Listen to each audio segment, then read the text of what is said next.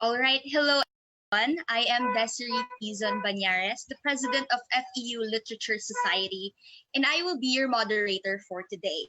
It's about time we get started with our program, but first I would like to welcome all of you, our faculty, students, and guests from all over the place. There's a lot of attendees we have for today, such as FEU Manila, of course, Far Eastern University Cainta, and several branches of FEU Roosevelt, such as Rodriguez, Marikina, and such. We also have Isabela State University and Signal Village National High School today. We also have Caibiga National High School, CITT Senior High School, Gonzales Ascusio High School, Istanbul University, Marikina Science High School, Maryhill College, Morena Integrated School, Nueva Ecija University of Science and Technology, Philippine Cultural College of Caloocan, Polytechnic University of the Philippines, Bagong Pag-asa Elementary School, Santa Elena High School, Surigao State College of Technology, University of Santo Tomas, and also their senior high school program, JFE Teacher Training Services, hello, Lakewood School of Alabang, Manuel A. Rojas Senior High School, Manuel G. Aralio High School, Manuel L. Quezon Elementary School, Timoteo Paez Integrated School, University of the East Manila. We also have Agama Elementary School, ALS Sagada, Bulihan Elementary School, Canarvacanan National High School, Daniel Fajardo Elementary School, Cacahuate National High School, Icanor Garcia Elementary School, Raha Sulaiman Science and Technology High School, Philippines, San Fabian National High School, and Sapang Palay National High School. So there are a lot of people here today, and we're always glad to have everyone here. I would also like to greet the Dean of the Institute of Arts and Sciences, Dr. Rowena Reyes, and our Associate Dean, Mark Isla. Thank you so much. So good afternoon, everyone, and welcome to Creative Content Writing. All you need is a smartphone to tell your story. So to everyone here today, please be reminded of our webinar guidelines. We hope that your Wi-Fi connection is stable at the moment. And if you are using a mobile or a tablet to access the webinar, we advise the use of a headset to reduce any background noise. Please put your phone on silent or busy mode and avoid taking calls while the program is ongoing. We will be keeping everyone on mute to avoid unnecessary and disruptive noise, but we will be allowing you to participate in discussions during our open forum. You are allowed to share your video if you wish to do so, but please wear proper attire and be seated at a private space. Questions are highly encouraged. We love to interact with you. So you may also send your inquiries in the chat box during the webinar, and I will be directing it towards the speaker. Do not forget to state your name and also your affiliation before asking your questions. The live stream is currently being recorded by Far Eastern University and the Department of Language and Literature. Therefore, us, as your organizers, reserve its rights to disengage anyone from the webinar who do not follow these guidelines. Lastly, we will be posting an event evaluation form later on, so please keep updated. This will serve as both your attendance and also the reference list for your webinar e-certificates. So we'll open this program with an overview of what the Department of Language and Literature is about. As you know, we have promised our goals in providing opportunities for aspiring and young writers of the Far Eastern University community. And the FEU Literature Society, as partners of this, as a partner academic organization, we share the same pursuit. So what is it about? The Bachelor of Arts in Language and Literature Studies, or BALS as we call it, is a 4-year undergraduate program which aims to produce globally competitive and highly principled graduates and leaders. We aim to provide you with students who are lifelong learners, problem solvers, effective communicators, Ano, hindi mo pa to i-off? Ganto lang yan, baka mag-init. Diyan mo sa Hello, ma'am. We would like to remind everyone po to remain muted during the program. Thank you so much. The program also involves training in both specific and generic skills in literature, training in competencies, targeting critical and creative thinking in oral and verbal communication, the formation and development of values and attitudes required of a Filipino student in the age of a trans-regionalization and internalization of the world. So there are two current undergraduate programs available in FEU. The Bachelor of Arts in Language and Literature English track and literature track. So which are both PACOA level 2 accredited. So it's a really good option for those of you who are interested in learning anything in terms of language and literature. So I am one of the students in this program. So moving on, let's get into detail of what these two programs entail. So first, the English language track aims to demonstrate linguistic competence in producing effective multimodal discourse for various audiences and purposes. So it encourages the application of language theories and conducting research on language use and issues. The students will also be expected to manifest critical appreciation of the study of languages and its vital role in the development of society. So many of us have also taken to this track, but we also have another option, which is the literature track. And it is about the exposure to and evaluating of literary texts using analytical and interpretative skills. So students exhibit critical appreciation of various literary texts in social, cultural, theoretical, and historical contexts. And they're able to design literary and cultural texts of their own according to geographic areas, intercultural united movements, and also historical periods. I am one of the students of Ball's literature track, and I really recommend the experience. It's such a good way to learn about your culture and also cultures of other people around you in the form of reading and in the form of fiction. So we also have the Master of Arts in Letters. It is a 42 units program designed to provide a broadly inclusive program of advanced studies in literature with a particular focus on national and world literatures, literary theory, criticism, and research in creative writing. This equips students with training and scholarly backgrounds for further studies in the field. As of the moment, we know that we are limited to our online learning setup. So there are three modes of learning students can choose from in FEU, such as our MOL, or the mixed online learning, which is an integration of synchronous and asynchronous methods. Then we also have asynchronous online learning, or AOL. And lastly, the TAL, or the total analog learning. We would also like to show you the short video we have about Far Eastern University and its promise to its students, which may further compel you to join our community. Here in FEU, we stand for future-ready learning. For continued education, not just for our students, but also for ourselves. Because by learning more about our students, we learn how to be better educators. For educational innovations. Because better, more responsive teaching techniques that put emphasis on learning instead of just passing. Help our students be better prepared for the future. For turning knowledge into wisdom, not just accumulating it, so we can fulfill the potential of every student to be a future leader, and not just an achiever. We are FEU, and we stand for a future-ready generation. We stand for future-ready learning.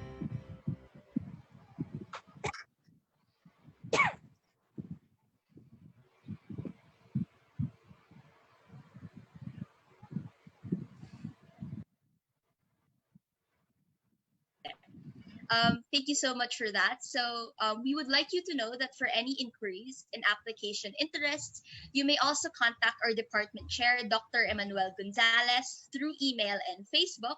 So you can take a screenshot if you need to. You can always come up to us. We also have Facebook pages that are active at the moment. So now let's get started on the core of what today is about. So this webinar aims to encourage writers to maximize their immediate and available resources. And that is our portable and very available, very handy smartphones. So how can a device so small that it literally fits in your pocket carry the weight of your poetic urges and passion for storytelling? Let's find out today, why don't we? So for our opening remarks, may we call on the esteemed professor of the Department of Language and Literature and the amazing advisor of FEU Literature Society, Sir Marco Antonio de Silva.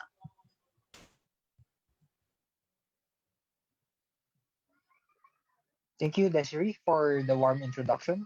Greetings, everyone, and I hope you are having a good time in this series of webinars that our university has offered you. In the midst of this unique and challenging times, it is no wonder that society puts value on the things that make it survive: food, shelter, technology, the bare necessities of what we deem as those that preserve life. But more than those, I hope that this talk will remind us that it is as much of an imperative for us to put value on the arts, or so its capacity to make us write, hope, create, and make life worth a day more to preserve, and above all, to live. Thus, before we begin, I'd like to thank the FEU's Institute of Arts and Sciences, our Dean, Dr. Rowena Capulong Reyes, our Associate Dean, Mark Isla, the Department of Literature and Language, and its Program Head, Dr. Emmanuel Gonzalez, and the FEU Literature Society. Thank you for making this event possible. Lastly, for our participants in partner schools, thank you for your attendance, and I hope that this talk would be productive and profound for all of us. Good day. Thank you so much for those wonderful words, Sir Marco. Now, to introduce our speaker for today, let me pass the mic to the auditor of FEU LitSoc and our very much beloved freshman, Frances Ann P. Lucero.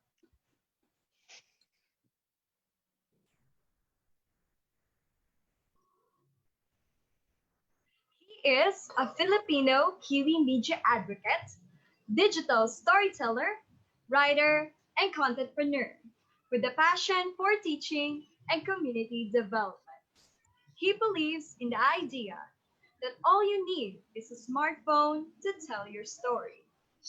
He earned a Bachelor of Arts in English major in literature from FEU, Master of Arts in Communication major in Broadcasting from UPCMC, and Diploma in Adult Education from Tewanaki.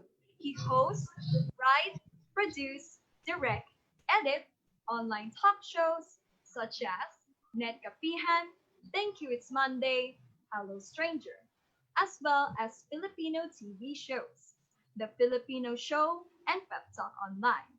He produced, directed the very first Filipino Christmas TV special in New Zealand, and continuing with year 2 in 2020. Let us please welcome Mr. Rene Molina.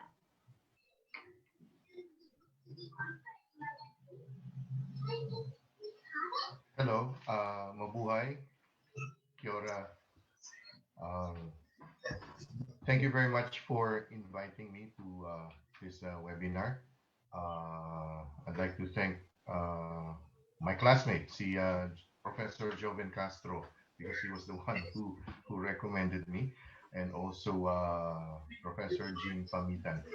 Aside from graduating from FEU, I used to teach at FEU as a part-time professor in the Graduate Studies Department of Mass Communication some way back in 2008. Most of my students were from Asia. They were from China, and I was teaching media law and ethics, and also development communication. Maraming salamat at naimbita ako. Sabi ko kay Dr. Gonzalez, parang kinakabahan ako kasi parang ang dami yata marami yatang kasi pinanood ko yung ibang mga webinars nyo and it was, I mean, you had very very good and distinguished guests. Hopefully I will be able to share a little bit of what I've been doing since I graduated from FEU, and especially since I came to Aotearoa, New Zealand. So I will by the way, I would like to thank also Sir Marco, Desiree, and the FEU Literature Society. Nung panahon ko, kaming dalawa ng kaklase ko, si Ronnie Cruz, we wanted to start. I think we started the FEU English Society, but hindi ko na alam kung ano nangyari after that. And I'd like to also greet si Weng, Dr. Weng Reyes, kasi your name sounds familiar. So I think I met you a couple of times when I was teaching at Miriam College before I came to New Zealand. Okay, so I would like to present now. It is uh, this is a perspective of myself. Okay, so the photos that I'm sharing is, well, you may say the lahat na lang ako yung nasa picture kasi yung may kwento kasi yun. No? So okay, I will. Babat ka muna. Am I allowed to share already the screen? Pwede na, no? After babat, ikapasit ka dun. Yeah, there you go. Okay. Yes, po, sir. You may share it. Yeah. Okay. So, I believe in the concept that all you need is a smartphone to tell your story. There are a lot of stories in this world, not only because of the pandemic, but of so many other issues and concerns. And that device that we have, we can maximize it by, capturing the moment and also sharing it. So kia ora Fano. So that's the normal welcome that we give to anyone. It's like our mabuhay. It's like aloha, kia ora. Fano is family. I'm sure in my slides there are pictures here of the stories that I've made or the stories that can be made by capturing it on your mobile phone. Okay, so if you look at the cross, it is a commemoration of Anzac Day. It's sometime around April, wherein thousands of New Zealand soldiers died in Gallipoli. Para din tong ano yung parang dati we celebrate yung Fall of Bataan, di ba? Parang sinasabi natin, natalo na nga tayo, ba't natin sineselebrate? But it is a commemoration actually of the sacrifices as what our soldiers did also in Bataan, the sacrifices that they made. No? Mga bata pa itong mga sundalo na lumaban para sa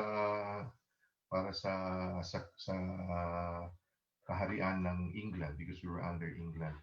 So that is the significance of the cross. Hairemai is a Maori term or Maori word for welcome. So I'm a digital storyteller. I used to consider myself as a filmmaker, but I found out that I'm not really, I'm not like a really film guy. I'm more of a shoot and guerrilla style of coming up with stories. Even when I was in the Philippines, I was doing the same thing.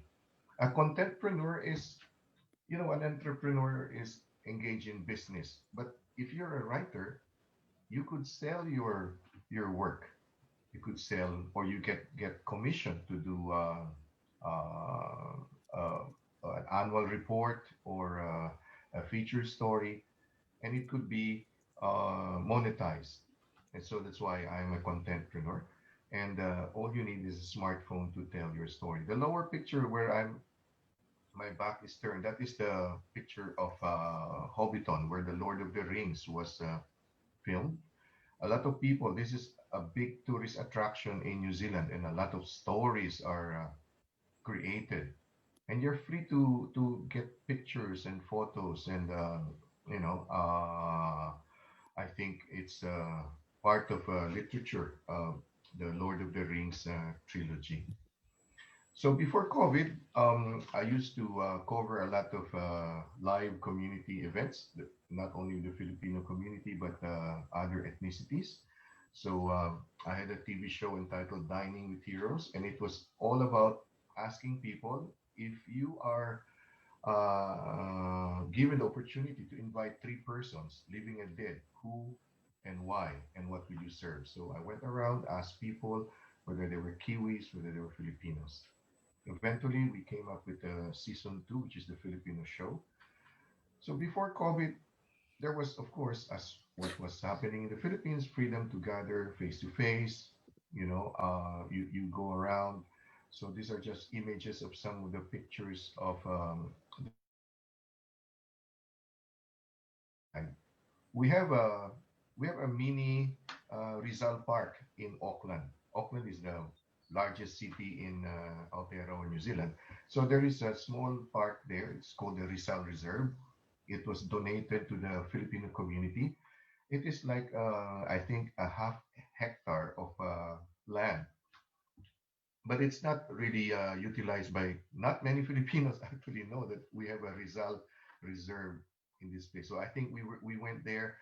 This one was taken when it was the Independence Day. The problem with the Independence Day celebration in Aotearoa, New Zealand is it's in the middle of winter. June, our winter is from June to August. So napakahirap mag-gather ng mga tao sa pumunta sa reserve. Uh, pero pag yung ano, yung June, I think December 30, the Rizal Day, there are more people. So the other photos is about the Sinulog. It's a very, very big event here in New Zealand. It's running into the 27th year, I think. And easily in the Sinulog Festival, primarily it is patronized by people from the Visayas, but you could see heaps of Filipino communities from different parts of the Philippines converging and also attending and presenting during the cultural festivities. So easily there's around 20,000 people attending. Mind you that sa atin, pag 20,000, parang konti lang yan eh. Parang ganun, ano?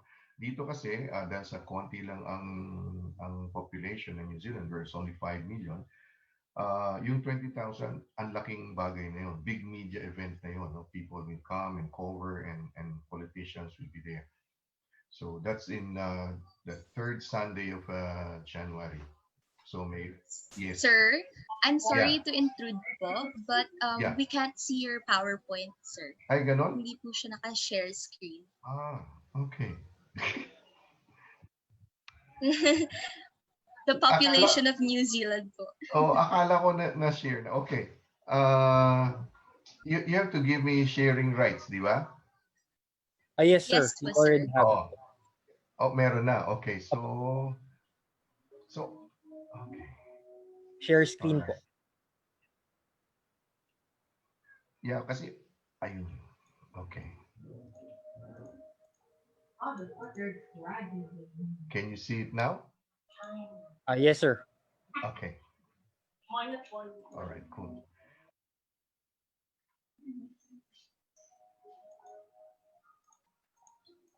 The view. Slideshow. Can you see it now?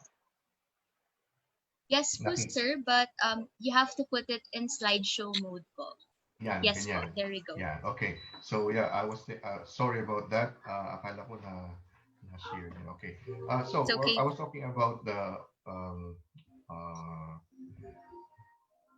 Kia ora whānau. That is a greeting that we use. So kia ora is like mabuhay. It's like aloha. So it's welcome. It's goodbye. Whānau is family. The lower picture here you see the crosses. So that is a commemoration of Anzac Day in around middle of April, wherein thousands of Filipino Kiwi soldiers died in Gallipoli when they fought against the Turks and the Germans. Parang ano siya eh, parang Bataan Day natin. Although, di ba, sinasabi, Bataan Day, natalo nga tayo dun, ba't natin sineselebrate? It's a commemoration actually in the same thing. New Zealand, England, and all the other Australian soldiers, they all lost in that war, in that Anzac war. Yeah, and this is the other picture is the government house in Rotorua. Hairemai is a Maori term for welcome. We have 3 official languages in Aotearoa, New Zealand. It is English, Tereo Maori, and Sign Language. So official yun ang mga official languages ng bansa. So I'm a digital storyteller, a contentpreneur, because I believe that I can monetize or you can monetize whatever it is that you have written. So instead of just being an entrepreneur, you are a contentpreneur. The lower picture that I'm dressed in a green shirt. It's the it's across the lake of the Lord of the Rings Yun yung mga tono ng movie set. Chinese. And it's a lot of people come to New Zealand to go to Hobbiton. I used to live in Hamilton, and that was just like 30 minutes away. But I'm now in Auckland, and it's like 2 hours away. But still, people come from all over the world before COVID to go around this Lord of the Rings movie set. Yeah, before COVID, I used to do a lot of coverage of live community events. The upper picture there is we have a small area in Auckland that was donated by the Auckland Council to the Filipino community, and it's called the Rizal Reserve. It's like a half hectare of land. This picture was taken, I think, last year, June 12th, and it's just so happens that June 12th is in the middle of winter in New Zealand. So konti lang ang uma-attend sa Rizal Reserve, but mas marami pag yung Rizal Day on the 30th. The Sinulog is one of the biggest festivals in the Filipino community. So easily around 20,000 people attend, and the population of New Zealand is only 5 million, so 20,000 converging in one place, it's a big deal already. If you have a gathering, a meeting, or a workshop of 50 people, masaya ka na dapat nun. Kasi ano na yun, well attended na yun, yung less than 100. Sa atin parang, ano ba yung term? Parang nilalangaw, yung parang ganun ang sinasabi natin. Another big event in New Zealand, which and most people cover, is the Santa Parade. It's gonna happen this Sunday. So, itong lower picture. So Santa Parade over the years has transformed into a commercial, yung mga department stores, mga organizations, they join. But the different communities are also there from Asia, Latin America, from Africa. There was a time the Filipino also participated. So nagpaparada sila sa main street ng Auckland, and easily maybe 20, 30,000 people are watching it live kasi around the city siya umiikot, no, yung Santa Parade. So the biggest is in Auckland, which is happening this Sunday. Pero iba't ibang lugar ng Aotearoa, New Zealand is also has their own Santa Parade hanggang sa yung pinaka last Sunday ng bago mag-Christmas. So during COVID, lockdown kami. Ang gumagalaw lang yung essential services. So everything went online. It so happened because I teach in a school where my students have learning and intellectual disabilities. They have special needs. So it was quite difficult for them to, special needs, mas gusto nila yung face-to-face, di ba? But when it was locked down, it was so difficult for them to engage into with the lessons. Mabilis ang gobyerno ng New Zealand for the high school students. Immediately, those who didn't have laptops, they were given laptops. They were given access.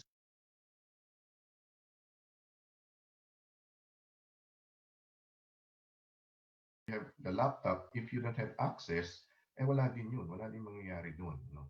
So during COVID, eventually I concentrated on online talk shows because there's a lot of information going on, and you have to disseminate it. So hindi ko masyado nagagamit aking smartphone, but because I have gathered enough footages and pictures, so nagagamit ko pa rin siya sa paggawa ng kwento. The lower picture, the upper picture with the Sky Tower is the Auckland Sky Tower. They say it is the tallest structure in the southern hemisphere, so that includes Australia and South Africa and parts of Argentina. There's a revolving restaurant dyan sa taas na yan. Yung lower part is the beehive. It's like ito yung parang Senado, yung batasan, because we have a parliamentary form of government. So one house lang kami. So lahat sila nandyan, 120 of them. In the past, we had a Filipino who became the first Filipino MP or senator, congressman, yun combination. But sadly, he lost in the last election last September. Ito, kinunan ko kasi hindi naman ako mahilig sa Beatles. Pero nakita ko to, George Harrison, yung tindahan, pangalan niya George Harrison. So kinunan ko, and then I made a little story about it in my blog. So what's missing? Going on field, meeting people, going to places. I miss those times. Even now that we're able to mitigate the spread of the COVID, but still, I just took my students on a trip to the city, so we had to wear masks kasi nag-train kami, nag-public transportation kami. So it's still required if you're in public, setting. So opportunities, because of the lockdown, I learned new skills. Dati hate na hate ko mag-edit. Dun sa mga nag-edit siguro naiintindihan nyo. Parang, kasi ano ako, yung parang I get fidgety and also because in the Philippines, we have a huge pool of resources. So may mga editor, may mga iba-ibang specific na work. So when I was working sa television sa Pilipinas, so I sit with my editor, we have the storyboard, and then nandun na yung kwento, sabihin ko, oh pare, ito yung gagawin, blah, blah, blah, blah, blah, ganun, ganun. Tapos I'll ask him, oh, when am I coming back? So sabihin niya, direct, ano na, bukas na, o mamaya, o kung kailan. But here, because multitasking talagang lahat, and I had to relearn editing, no? And more opportunities in writing, yung may mga courses, yung master class na sinasabi. I'm sure you're familiar with that. May mga celebrities na nag-offer ng iba't ibang opportunities to learn new things, no? So meron din good na nangyari because of sa COVID, yung mga positive na nakuha. So what are the challenges? Yung language. Doon ako nahirapan nung bago ako dito kasi British English kasi. No? Mamaya ipakita ko sa inyo. So, tsaka ang bilis nila magsalita. So, during yung meron kaming pag Thursdays, meron kaming socials, yung mga professors, no? So, nagdadala sila ng cheese, ng wine, ganun. Sabi ko nga sa kanila, you know, in the Philippines, we don't bring alcohol in the campus. Sabi nila, don't tell anyone because so ang bilis nila magsalita. And so because I was new and the words that we're using were quite hindi naman alien sa akin pero ibang-iba. So sometimes they start laughing, no? They siguro joke yun or something. So but I don't know what they were saying clearly, so I just laugh with them. Parang pag tumawa sila, tatawa na rin ako. Parang, parang gano'n. Although, isipin, ano kaya yun? Parang gano'n. But eventually, because of exposure to the language, listening intently, and I would suggest if you go to another country, to join volunteer groups, no? Kasi sa mga volunteer groups, you learn new skills, you have a network, you learn new people. Doon ko natutunan yung nuances and yung British English na ginagamit. Aotearoa, New Zealand was conquered by the British for nearly around 200 plus years, no? So, eto, yung Kiwi English, pasensya na kayo kasi may selfie lang ako with our Prime Minister. Kasi I was covering an event, tapos pababa na siya. Eh sabi ko, pababa din ako. Sabi ko, Ma'am, can I take a photo with you? Sabi ko, oh sure. Sabi niya gano'n. Yan, nagpakuha ko ng selfie with, we call her Auntie Jacinda, no? Ang aming Prime Minister. So, eto, tingnan niyo yung Kiwi English, British English, okay? So, yung nasa kanan is, yun yung American. Yung top, faucet. Okay, yung faucet, top. Yung toilet, loo. Yung flashlight, torch. Halimbawa, ito, awesome, cool, sweet ass. Gagawin ka. Isipin mo, ano yun? Parang minura yata ako nun eh. Pero sweet ass, parang, cool, parang ganon. Tapos yung good, o chur, parang gaganin ka. If you want to tell a story, it's a yarn. That's funny, crack up. At marami pang iba, no? Ito, dito ako nahirapan, yung drugstore tsaka pharmacy. Noong umpisa, naghahanap ako, where's the drugstore? Hindi ako maintindihan ng mga tao. Chemist pala yun. So these are just samples of you have to the nuances and the way it is pronounced also and it is written. because if you're submitting an article to a paper or a newspaper or a magazine, you have to write it the way it's written here in New Zealand. Pinagtatawanan nga ako kasi there's something, I don't know what, but the ordinary Kiwis really don't like Americans. Parang ganon, no? American products. It's only, I think, the past 10 years na medyo nag-open up na. I'm always mistaken to be as a Mexican kasi, oh, you have an accent. What's that? What's that?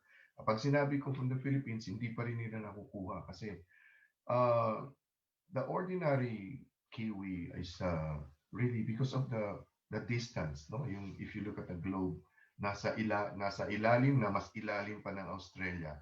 So it's only that recently, I mean, the past 10 years or 20 years when migrants started coming to New Zealand and international students coming to New Zealand, they began to understand and open up, you know.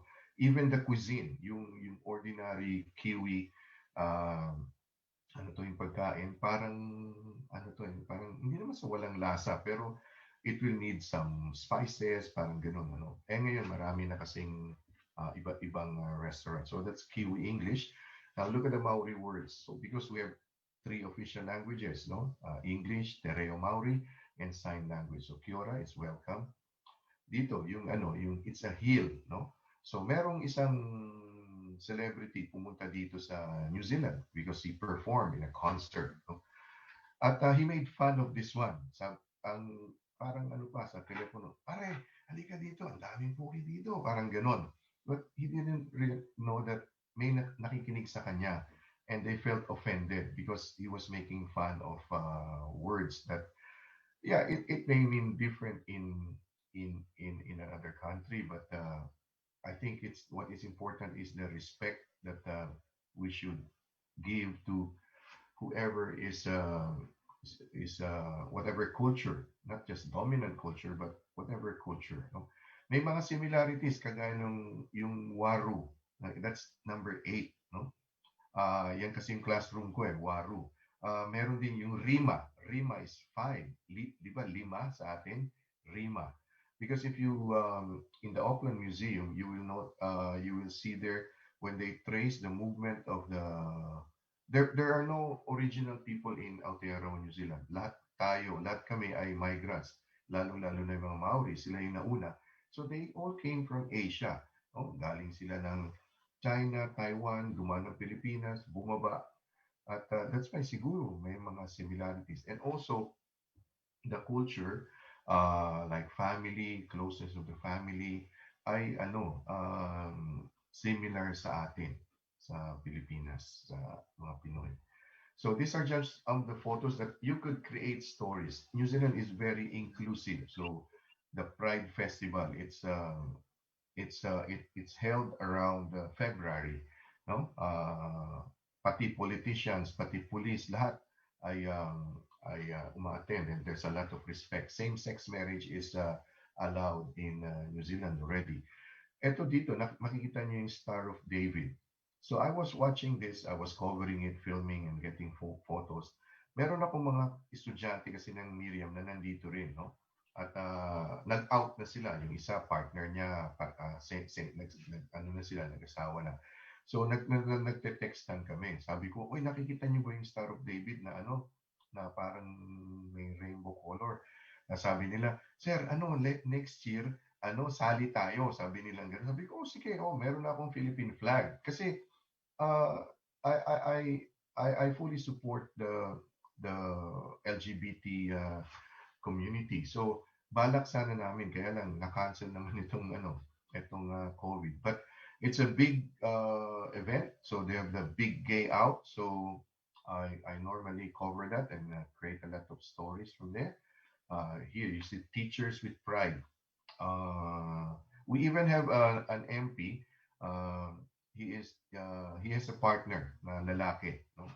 Meron din MP, is a partner na babae na same sex. So yan yung mga St. Patrick's Day, because of our New Zealand European culture, which is really dominant, mostly coming from Ireland, Scotland, from England. So napakalaking ano to, yung St. Patrick's Day, it's around April, I think. So there's a lot of events. There's even a pageant wherein they send the winner to Ireland or something like that. There are, well, this was in 2018, 72,000 Filipinos. I think we're nearing 80 now. Dito sa picture na to, itong may mga players dito. Ito yung mga players ng FEU. So last Sinulog Cup, last January, kino-cover ko yung ano, yung Sinulog Cup. Sabi ng organizer sa akin, uy, nandito yung ano, yung mga dating UAP players kasi ano sila eh. So kasi Sinulog Cup is early January. So nandito pa sila kasi nagbabakasyon eh. So this one here on my, if you look at this at the monitor, yung pinakamatangkad, that's Kenneth Taffin, no? Si Kenneth. And then si Aaron Davis, si Joseph Nunag. Tapos nakalimutan kong pangalan. Etong isa, FEU player din siya, napakagaling. He's an American, Phil-American yan. Pumunta lang sa New Zealand para magbakasyon tapos naglaro, no? Eh nung nalaman ko mga taga-FEU, sabi ko, ay kailangan ma-interview ko itong mga to at I spoke to them and they became friends of mine. If you look at another picture down here near the kiwi fruit, yan yung si Aaron Davis. Hindi na siya, sabi niya, sir, hindi na ako nagba-basketball kasi he's now a fashion model, no? And although meron pa siyang 1 semester yata, 1 year that he's going back. Pag nag-open na yung borders, they're all planning to come back to play, no? So nandito sila nung January, tapos bumalik sila ng Manila ng February yata. Nung nag-lockdown, so umuwi sila ulit. So they're all here. Oh, ito kami ni Davis, it was just 2 weeks ago. Ito naman yung apat na to, apat kami. These are the Magdenberg brothers. They're players for Ateneo, no, sa Blue Eagles. Si Patrick, si Edward, si Iman ay plays for Enderun. The Philippines, ang basketball naman, I think anywhere in the world, basketball is a big, it's where people gather, Filipinos gather, no? At sa ngayon, etong dalawang grupo, itong from Ateneo and then from FEU, sila yung parang yung parang sikat dito, no? Kasi magagaling, tapos mga bata pa. So they're always playing. So they played, I think 3 weeks ago sa isang malaking tournament. So the Filipinos, may Cordillera Day, sineselebrate, so kino-cover ko yun. Holy Week, yeah, ito, nagkarga ako ng cruise, parang kasi I wanted to experience how it was, no? That's me in the radio station. Down here at the very bottom is I have a picture with Leo Fernandez. He was the first runner-up of MasterChef. Muntik na siyang manalo, no? I don't know if it malaki sa Pilipinas yung MasterChef, but it's like a cooking something competition.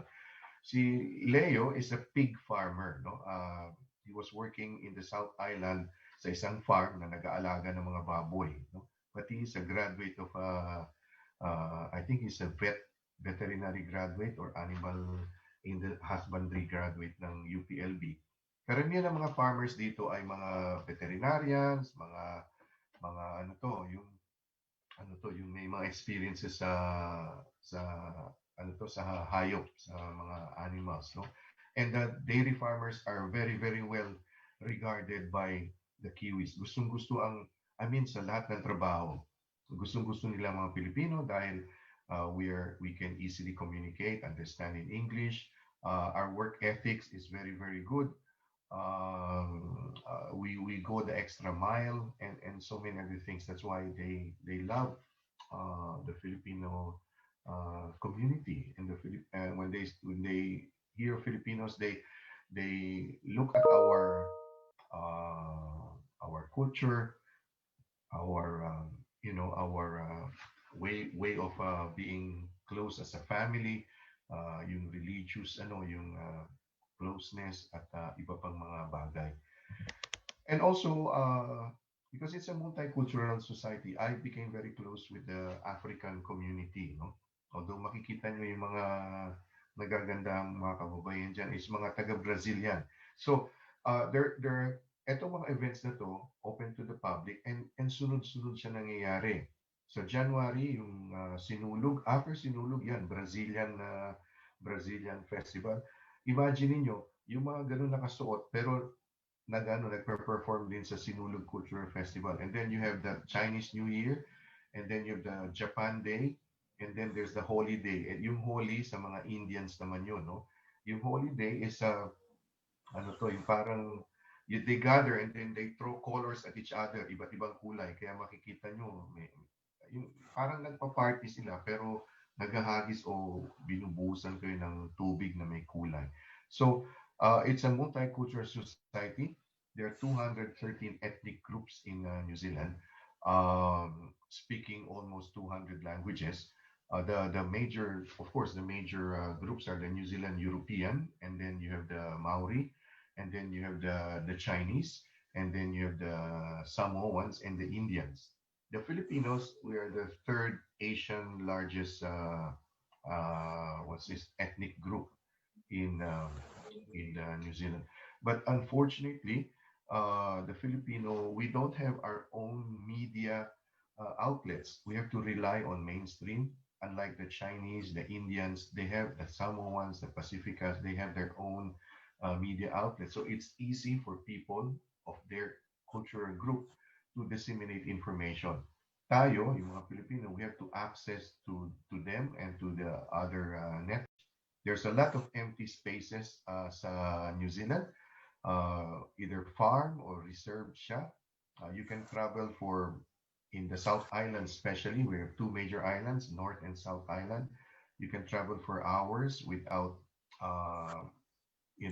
meeting another vehicle or a person. Rugby is the national sport. Yan. Uh, hanggang ngayon hindi ko pa rin maintindihan. Sabi ko nga sa mga kaibigan kong Kiwi, for Filipinos, I don't think rugby would be a good will make it in our country. Kasi sa basketball nga lang, tatapikin ka lang, nagagalit na. Sa rugby pa, talagang yan eh. Iba, very physical. Although I think there's a Philippine rugby team already that they competed in the Southeast Asian Games. Okay, so yan lang yung mga scenes na pwedeng hugutan ng kwento. Itong dito yung parang Italian villa. So it's a replica. So may marami yan siyang may Italian villa, may French, iba-iba.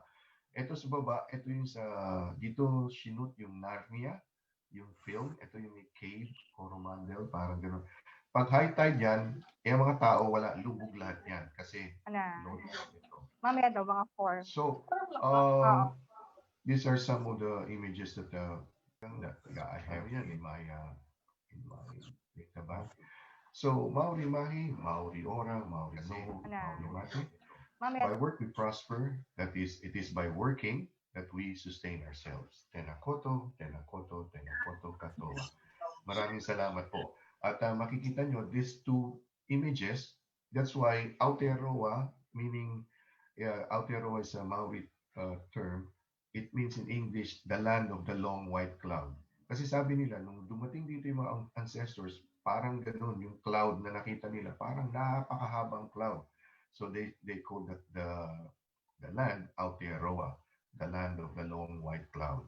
Siguro may something to do with physics or science kasi nasa ilalim na tayo eh. So pag yung winds ay gumagalaw, that's why, land of the long white cloud. I'm just glad that I'm in New Zealand. It is a canvas. It's like if you're a painter, it's like a canvas that you could create your own picture or paint or whatever it is you want to do. But in saying that, it doesn't mean that you live in another country, in the Philippines. It's how you look at life, no? How the lens of your camera, of your mobile phone, or if you use a digital camera, it's how you use the technology. No? The technology is powerful, yes, but it can only be powerful if the people behind it knows how to use it. And with that, I'd like to end my presentation. Maraming salamat. Kia ora, tenakoto, tenakoto, tenakoto, katoa. Maraming salamat po. Yan. Tapos na po yung aking presentation. I hope I was able to share a little bit about what I've been doing here. Earlier, sabi ni Dr. Gonzalez, ready na in 30 minutes, pwede na akong pumasok. As I was telling you, multitasking, di ba? Ako yung Thursday kasi ngayon, so ako yung nakatoka magluto. So, tinatapos ko pa yung luto ko, tapos binabantayan ko pa yung aking yung aking laundry, kasi ganun eh, ikaw lahat ang gagawa. But out of that, I was able to create a script. So meron akong nagawang parang indie film. No? My indie film is, the concept is like this. Normal na yung galing Pilipinas gustong pumunta ng ibang bansa, di ba? Ito, binaliktad ko. Galing New Zealand, gusto nang umuwi ng Pilipinas. At ang hugot line doon, no? Isi-share ko na rin sa inyo. So yung dialogue ng nanay at ng anak. Yung lalaki, yung anak niya, parang sabi ng nanay, hindi ka na nga kumakain ng Filipino food. Gusto mo pang umuwi ng Pilipinas. Ano ka, hilo? Parang ganon. Ganon yung hugot line ng nanay. Galit na galit ng nanay kasi, di ba, pumunta nga ng ibang bansa, pumunta ng Amerika, Australia, New Zealand, kung saan, to have a better life. So, ang perception ng ibang mga matatanda is, kung babalik sila sa Pilipinas, walang mangyayari sa buhay nila. But we don't know what the youth are thinking, what the youth would like to do. So, out of that situation, gumawa ko ng kwento. Yun yung aking, hopefully one of these days, we'll be able to film that. And also, again, using smartphones. You don't need high-end equipment. Smartphones. Yan na yung ngayon. Lalo na sa, guys, ang Pilipinas much ahead sa New Zealand. Lahat ng technology, pelikula, music, palagi kaming behind, palagi kaming late. Mas nauuna tayo dyan sa Pilipinas, no? Well, I think it's because of the distance and because we have a small population. So kung maglulunsad nga naman ng iPhone 12, ba't ko ilulunsad sa New Zealand kung 1,000 lang ang bibili doon. Doon na sa Pilipinas dahil napakaraming mag-premiere ako ng pelikula sa Pilipinas na. Bakit sa New Zealand, no? Oh, regarding premiere, it's my daughter actually is the one who is a real influencer, no? At minsan sumasabit na ako sa kanya kasi ako yung kanyang cameraman pag may mga premieres ng movies, because she has a wide reach with social media because she works in the industry also.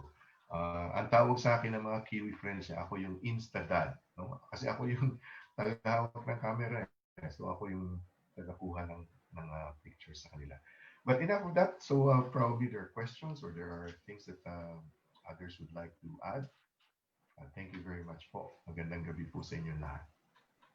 Thank you so much for that, Mr. Rene Molina. And before we wrap this up, we are opening the table po for questions and opinions from the audience. Please note that the chat box is currently active, so you can just say anything. Yes po? You may also turn on your microphone if you have any questions, but remember to state your name and also where are you from, what institution do you represent, or your affiliation.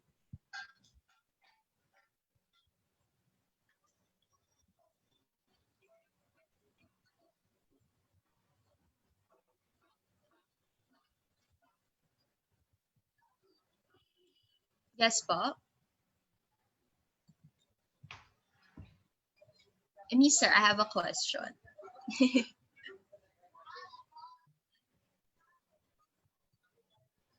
Hi, Des. Ako may question. Sir Manny. Yes po, Sir Manny. Question ko, how much kinikita na isang content creator o isang social media influencer? Ano mga benefits nila nakukuha? Well, sir, I think my daughter will be able to answer that. Pero sa nakikita ko, in New Zealand dollars, no?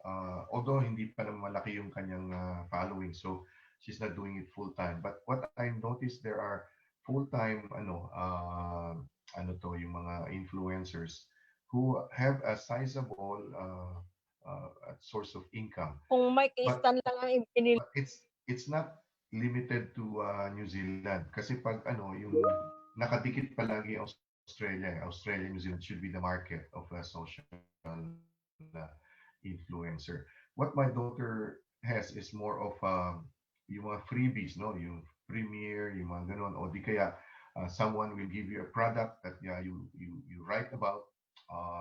Marami siyang product, yung mga champagne, yung mga wine, kasi ngayon yung nagbo-boost ang government in terms of exporting the New Zealand wine. So hindi ko maano sir ng pero if magpo-full time talaga, and it depends on the market.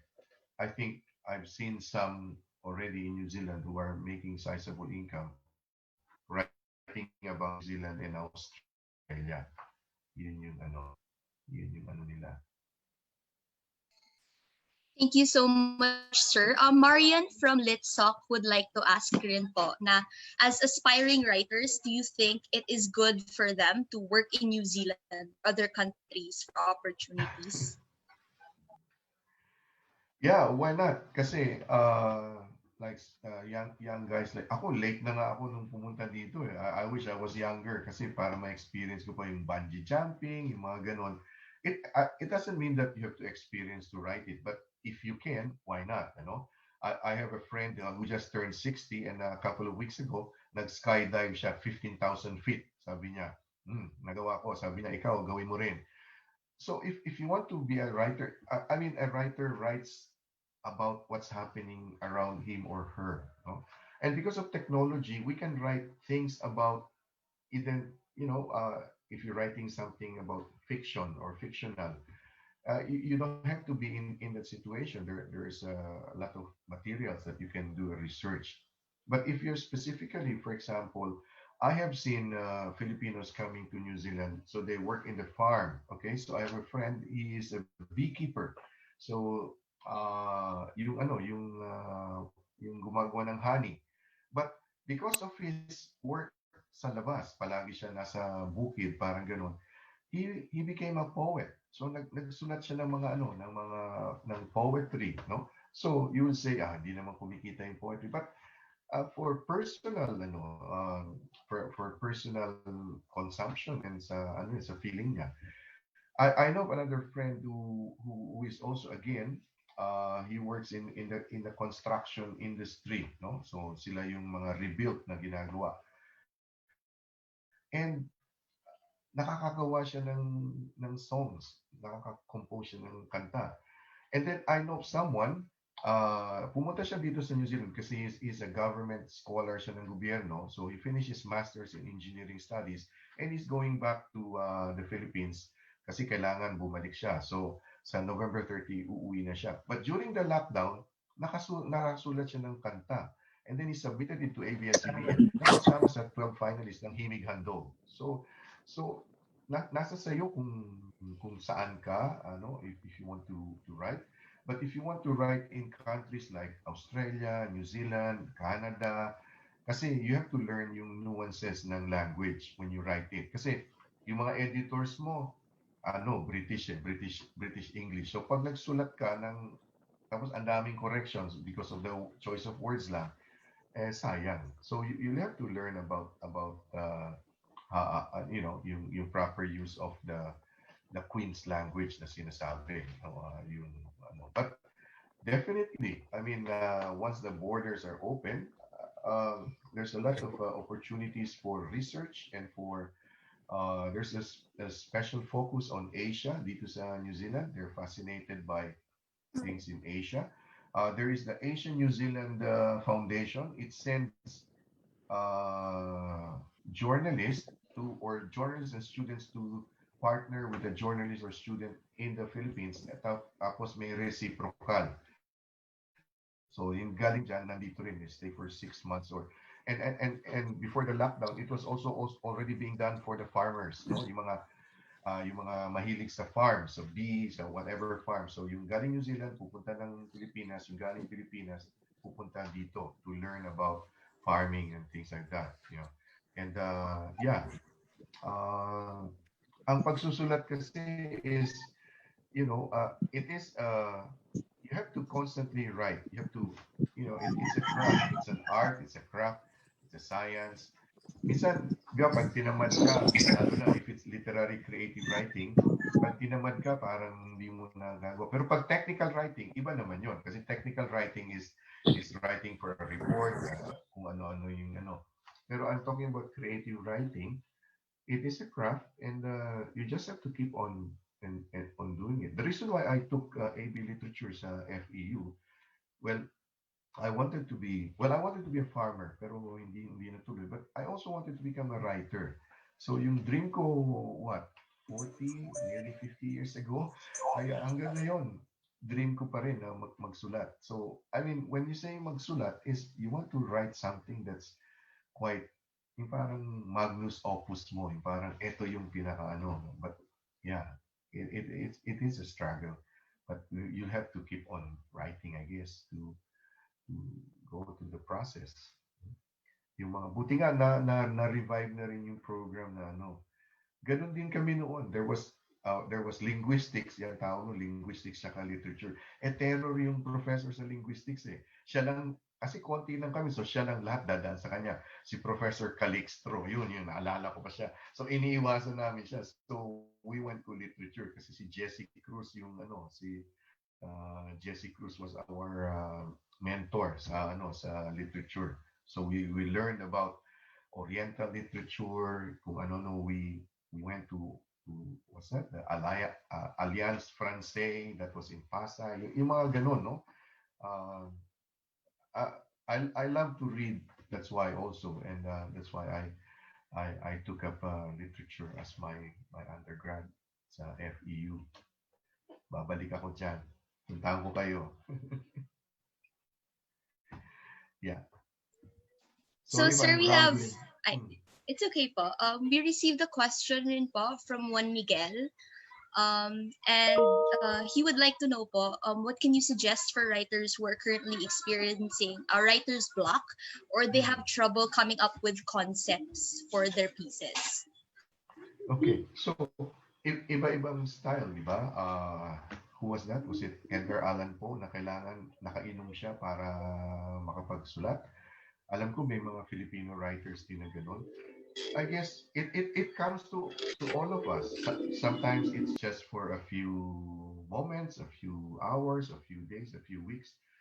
Siguro ang masasuggest ko lang yun sa akin, yung ako na lang, yung strategy ko. Pag I get to that point, I really step back. So, kasi may writer's block ka na, di ba? So parang talagang consciously, sige, I will step back. Talagang iiwas ako. And I try to do something that's totally different from the writing, totally different from the subject matter. Halimbawa, nagsusulat ako about let's say, about about the agriculture na lang kasi para mapabilis. So agriculture. So I step back. I don't do anything related to agriculture.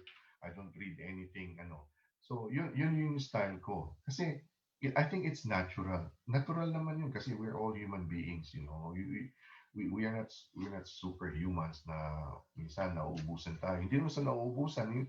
There are a lot of things also that goes through our minds. Those of you who are into writing, diba? Minsan nagsusulat ka ng ganito tapos naiiba na yung sinusulat mo kasi iba na yung train of thoughts mo, iba na yung na-experience mo. So yeah. It's up to you, Juan Miguel, how you deal with it. But you have to deal with it. Yun lang yun. Hindi pwedeng, may writer's block ako. Ano ngayon? Anong gagawin mo? Parang ganon. So, ang gagawin ko, I will step back. Ang gagawin ko, magliliwaliw ako. Magsiswimming ako, magja-jogging ako, or kung ano man, manonood ako ng Netflix or whatever na ano. So, yan. Yun yung sa akin. Yun yung nag-step back ako. And then I come back pag feeling ko na ready na ako. And it works for me na lalo na pag marami kang ginagawa, you have a lot of things and writing is just a passion, di ba? Di ba? Hindi hindi mo pa pinagkakitaan yung ano, basta gusto mo lang magsulat, but you have other things also to do. So yeah, I hope I answered your question, Juan Miguel. Another question po from Christopher, to take on to that writing as a profession. He wants to know po if you consider it to be harder to find jobs as a writer compared to other line of work such as for engineers, for architecture. Is it harder for us po?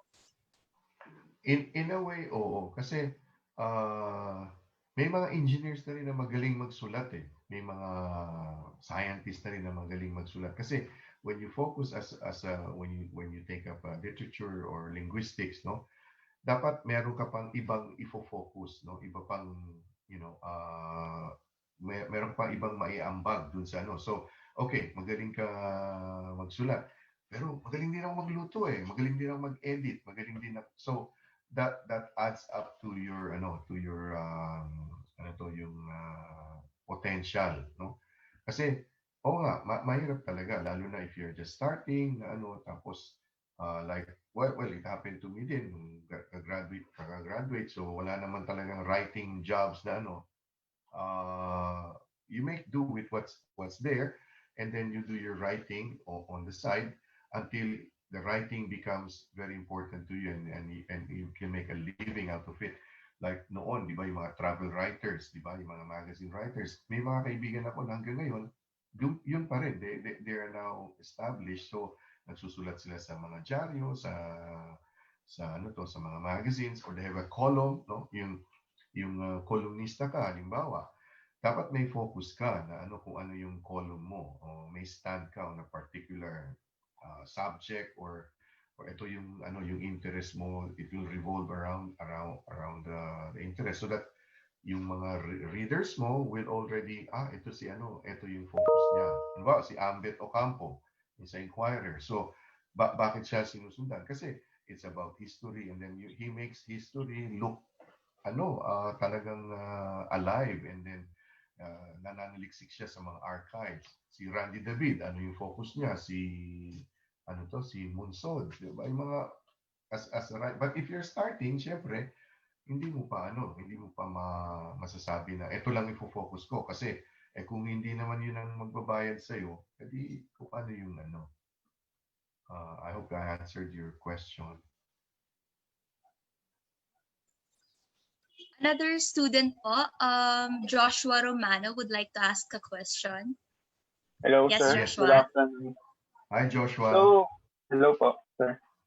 So, yun nga po, sir. Pag gumagawa po tayo ng novel, tapos ang gusto na alam natin yung culture, mayroong iba't ibang accent, mannerism, tsaka kung paano sila magsalita.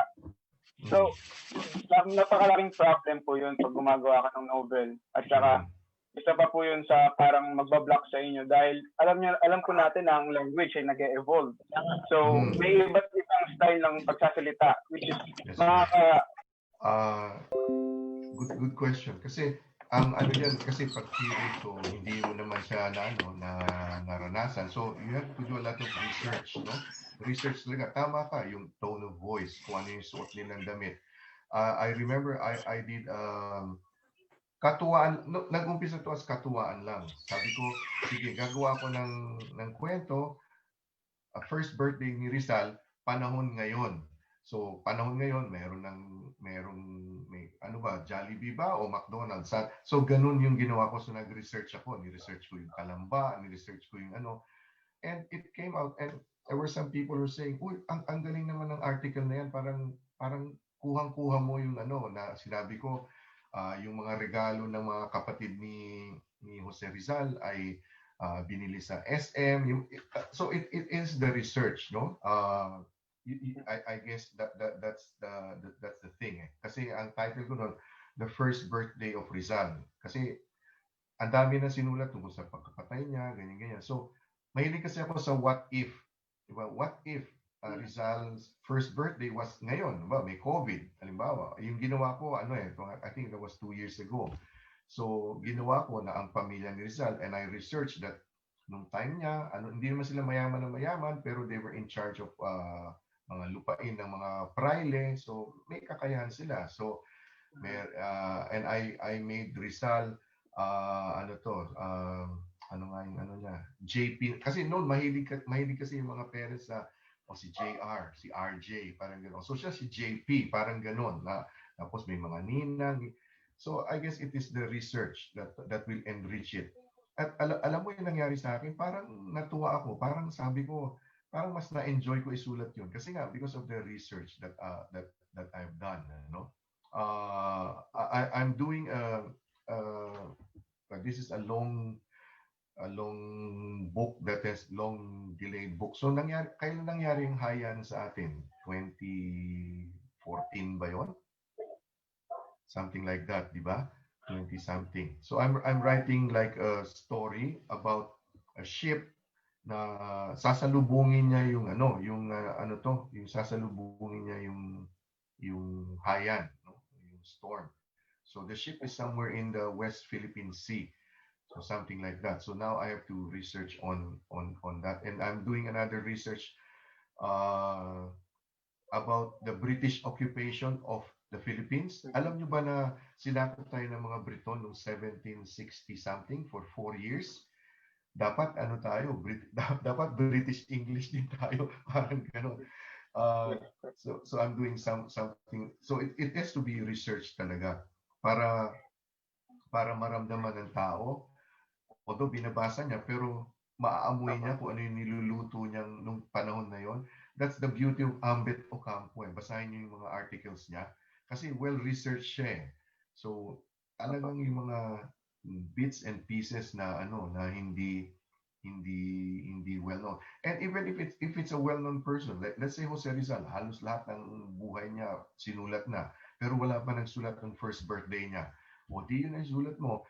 Yung what if nga yun ang gawin mo. What if, ano yung first crush ni Rizal? Di ba, chick boy siya, halimbawa. Pero nung first crush niya, yung ganun, yung what if, magkakaroon ka ngayon tuloy ng yung parang, yun magiging niche mo. Yung parang, ibang point of view ang, so even if you're a beginning writer, kasi pag nakita mga taga GMA, ABS-CBN, no fantasy or whatever, pwedeng although sa network naman, collaborative yata, di ba? Parang marami kayo, we pitch in all the ideas, hindi lang isang tao. But research, yan importante.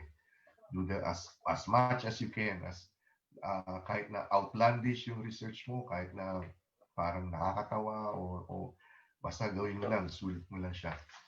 And then make it into, something out of that. Thank you, sir. So thank you so much po, sir. We've received another question po from Laureen. She is a student in UST, and she'd like to ask if you can give her advice for students that are passionate in writing, but also consider writing as a weakness. Because for her daw po, it takes her hours to write certain pieces, and even after writing it, she doesn't feel satisfied, or it just makes her feel insecure after she's finished. I think what is important also is your support system, no? Yung sounding board mo. So meron kang mga close na mga kaibigan, family, halimbawa, o boyfriend or girlfriend or a mentor na you are confident and you're safe and you will welcome yung criticisms nila. Kasi definitely that's from your lens when you write it. So you want a second opinion, a third opinion, para ma-overcome mo yung even at my stage, ganun pa rin ako, nag-ano pa rin ako, tama ba to or no? And then so once I finish it, I ask my wife or my daughter. It's just that because they also write and also close friends, and now Kiwis, no? Kasi iba yung iba yung pag-Kiwi yung target market mo. So your support system should be, you should always have a support system. Don't do it all by yourself. Ano na yun yung pasay na yun, yung dati, yung solo lang writer. Sulat siya ng sulat, tapos na, publish niya. Hindi na iba na ngayon, iba na yung merkado The market demands, yun nga, research, demands authenticity, demands a lot of things, no? There's a lot of writers also that are competing, and also because of the technology. Dati dadaan ka ng publisher, dadaan ka ng, ngayon you can self-publish, you can idaan mo sa isang app or software to autocorrect or to do whatever na parang pwede ka naman pa, and it could be an e-book form, no? And it's a digital, yung soft copy. Yun ang danger nun is, wala kang support system. So, kung ano lang yung point of view mo, yun ang lalabas doon. Kung mali, kung halimbawa may kulang. So, might as well have that support system. Kahit na you want to publish it on your own, pero may ka pa rin, yung parang mga critics, no? Mga critics na magbibigay sa'yo ng constructive recommendations. And I think we have to be also, mature enough to accept kung ano man yung comment. Kasi yung iba sa atin parang nagagalit pag, di ba? I don't know about some of you, but mga teachers, halimbawa, kinorek namin parang red or green, whatever, kapag binalik sa'yo, parang insulto yata daw, parang gano'n.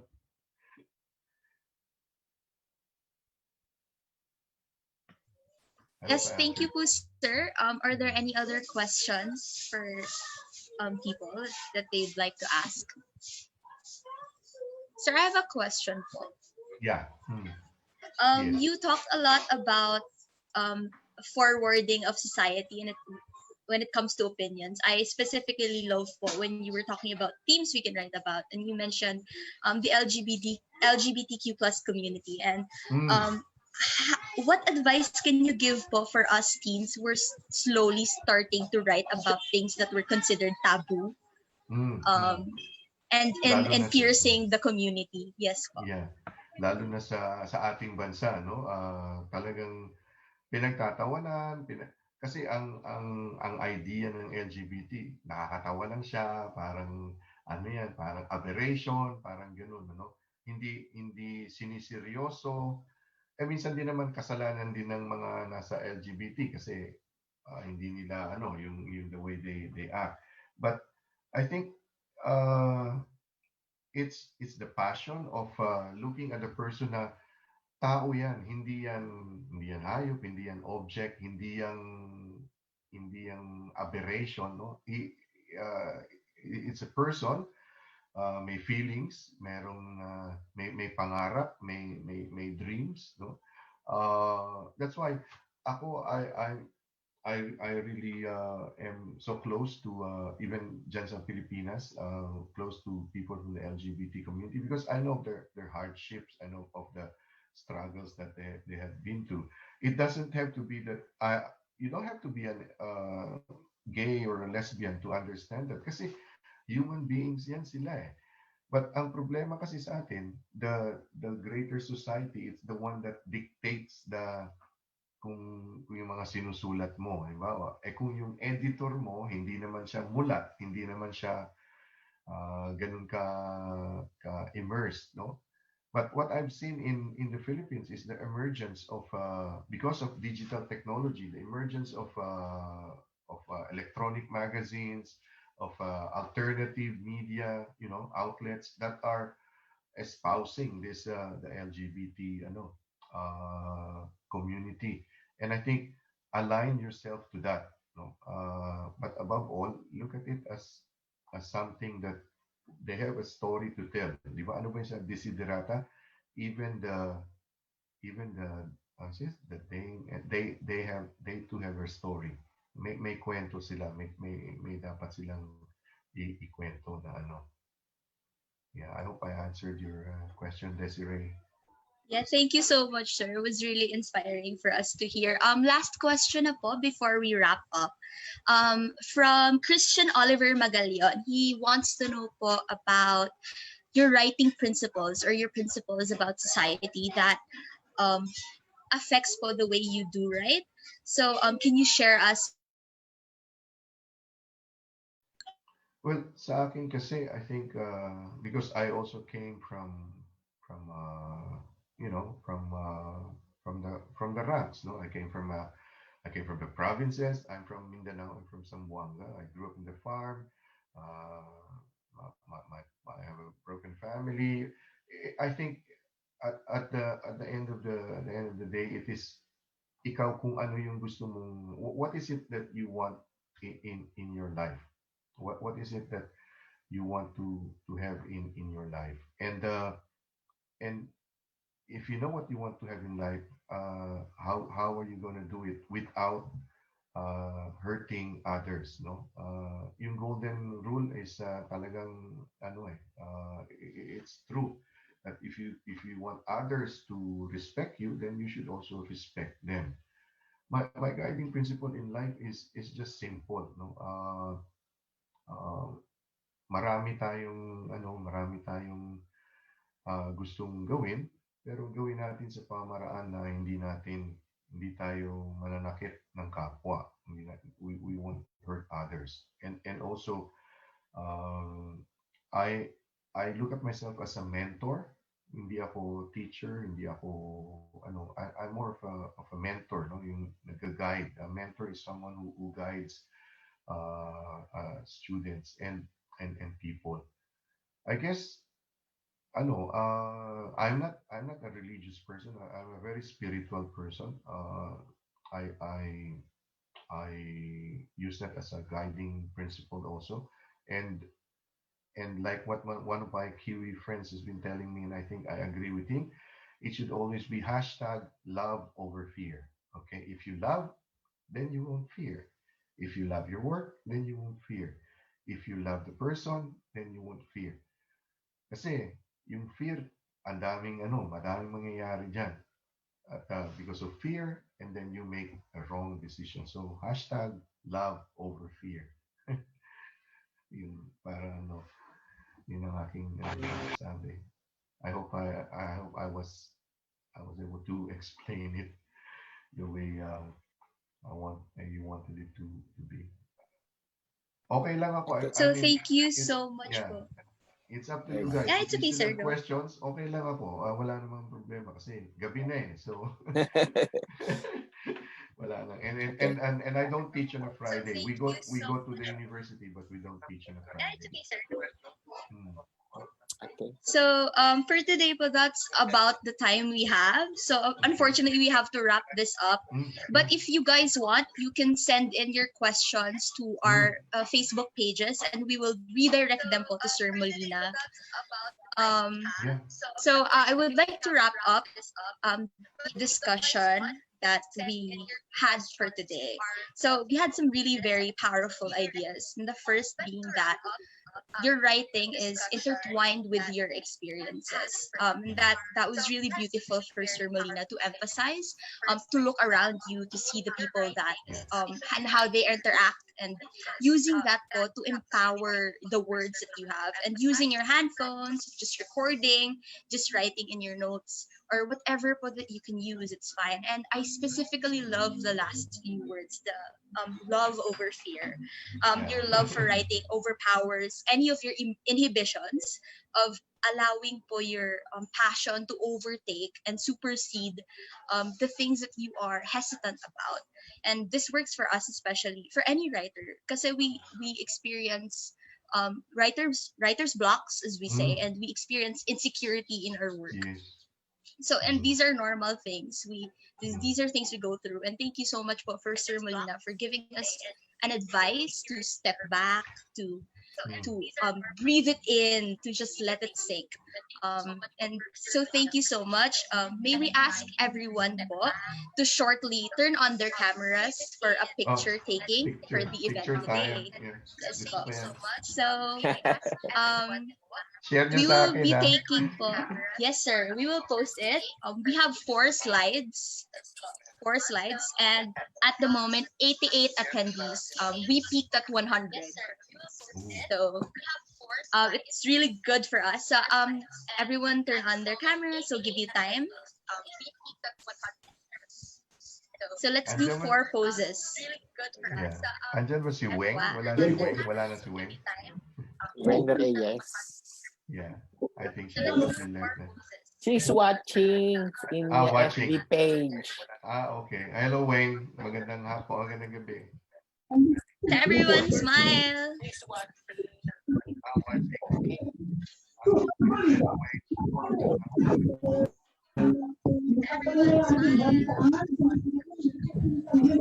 One more pose po.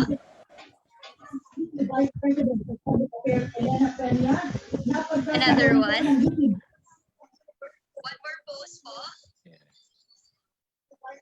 Okay.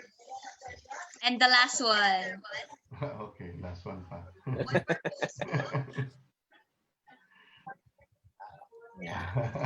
All right. Thank you so much, Thank you everyone. very much, ha. Thank you. Maraming salamat. So, And take care. Take care, guys. I know there are challenges sa ating bansa, but thank you so much, everyone. okay. Thank you. Good night.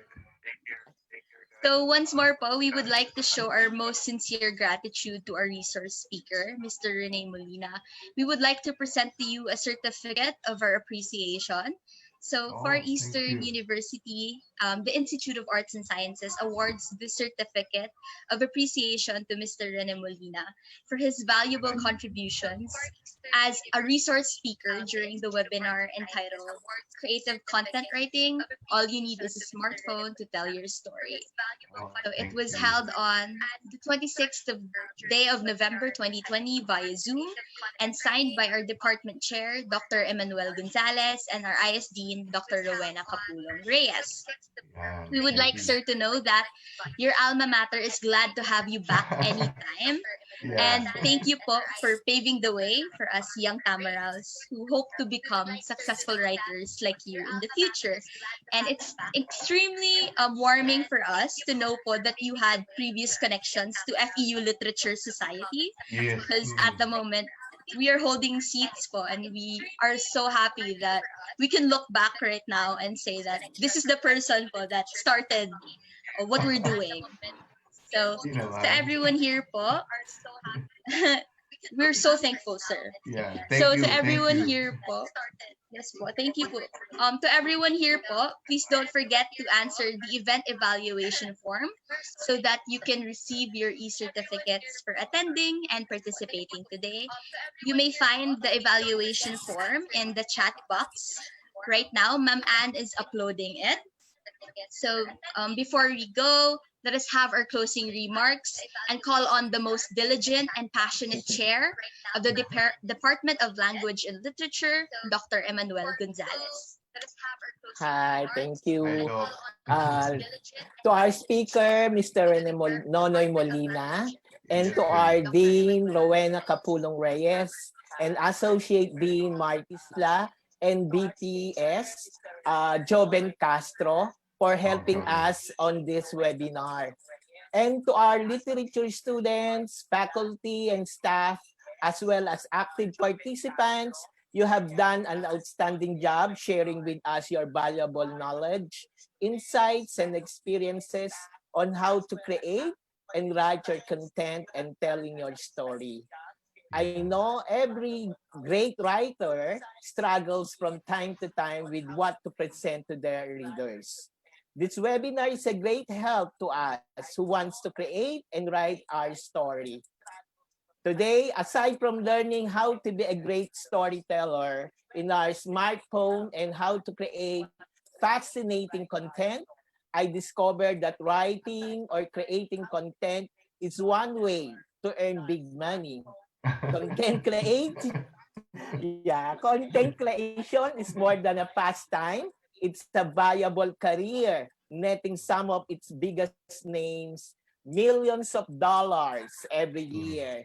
Do it yourself bloggers, podcasters, YouTubers, Instagram influencer, and other creatives all have the opportunity to be a millionaire.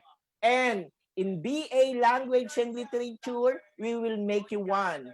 Just be creative and start exploring your skills in writing and in telling your story.